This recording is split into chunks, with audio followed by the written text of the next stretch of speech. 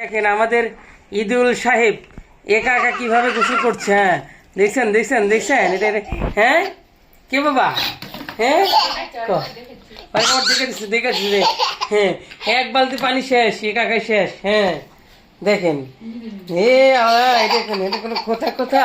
হ্যাঁ আবার হ্যাঁ কে বাবা আপনি যে গোসল করছেন দেখো দেখো দেখো দেখো হ্যাঁ ইমনা তুমি এভাবে গোসল করো। দেখো এই গাড়িটা ধুবো আমি এক বালতি পানির নিচে রাখছি, সেই পানিটা কিভাবে শরীরে ঢালছে দেখো দেখো তোমরাই দেখো। এখন দেখো এখন কি কি করা যাবে দেখো দেখো দেখো দেখো এইদিকে সর্দি সর্দি লেগে গেছে আবার এইদিকে পানি ঢালতেছে দেখছো কি করতেছে। হ্যাঁ এই তোমরা কি হ্যাঁ ঈদুল গোসল দেখছো দেখো দেখো দেখো হ্যাঁ হ্যাঁ পানি কি আর আর আর দিবে বাবা? পানি আরো দিবে? গরম পানি আসলো নাকি সব? পানি কি আরো দিবে? হ্যাঁ দেখো ঈদুল বাবা কিভাবে একা একা গোসল করে। হ্যাঁ দেখো হ্যাঁ দেখছো তোমরা হ্যাঁ দেখো দেখো দেখো পানি শেষ এক বালতি পানি পুরো শেষ এক বালতি পানি শেষ।